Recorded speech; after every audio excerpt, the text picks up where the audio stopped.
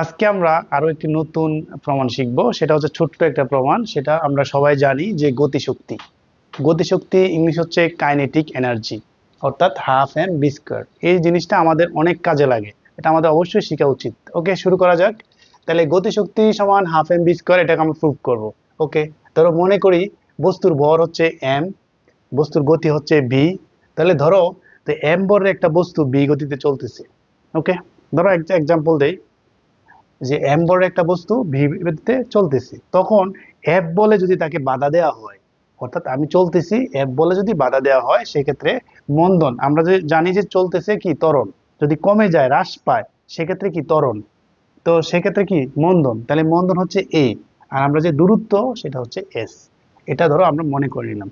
ওকে, আমরা একটা সূত্র জানি, সেটা হচ্ছে যে V square equal to U square.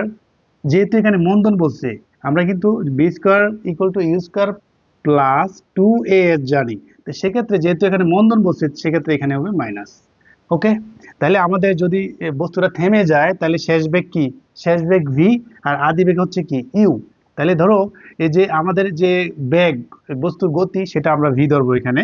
তাহলে শেষ বেগ হচ্ছে কি জিরো, আর এই বস্তুর গতি হচ্ছে V minus two A S.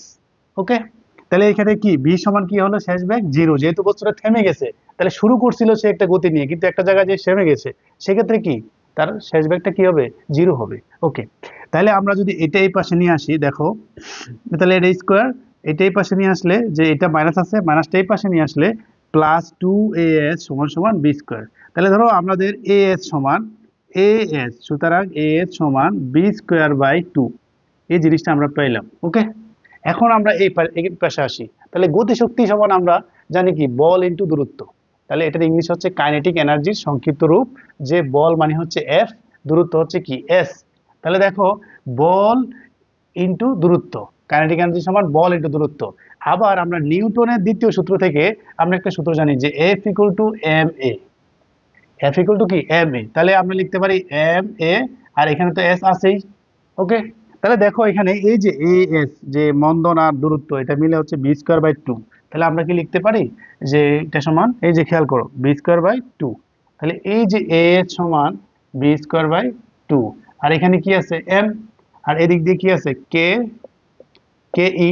তাহলে আমরা সুতরাং আমরা কে কাইনেটিক এনার্জি সমান এই টুটাকে যদি আমরা হাফ আকারে সামনে লিখি, এম বি স্কোয়ার।